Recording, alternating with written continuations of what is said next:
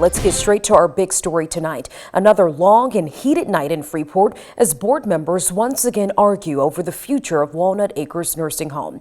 Now tonight, the county looked at whether or not they would pay their CNAs more money. It would give out somewhere between $1.50 and $6.50 an hour to the workers depending on their experience. The county would get paid back by the state about 70% of that pay raise. Now after hours of debate, we just learned tonight the Stephenson County Board rejected that pay raise. WREX's William Ingalls is live for us in Stephenson County tonight. And Will, you were in that room while that vote was happening. What does this mean for the nursing home now?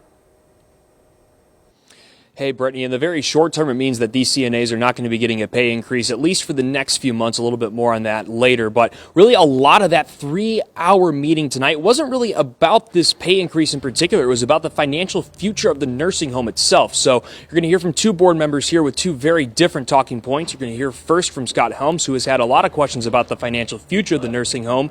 He's raising questions of that future and whether or not it's viable. And then you're going to hear from Samuel Newton, who is a strong advocate for the nursing home and for this pay raise tonight. He says that the county should have backed this and isn't doing enough to support it as a viable business as a whole. It's about deserving. This is about not having funding available to pay for our bills. Pay for what we have that we are required to do first before we spend more money. I don't know how that's a foreign concept. Can't pay the bills? That's okay. Let's go into more debt. Let's promise payments to people that we don't know if we can make. Because that's what we're doing here.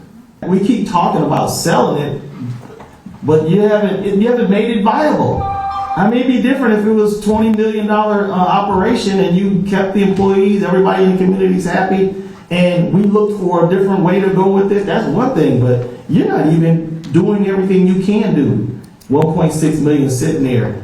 Give some of it to the nursing home so you can stop begging and borrowing from Peter to pay Paul.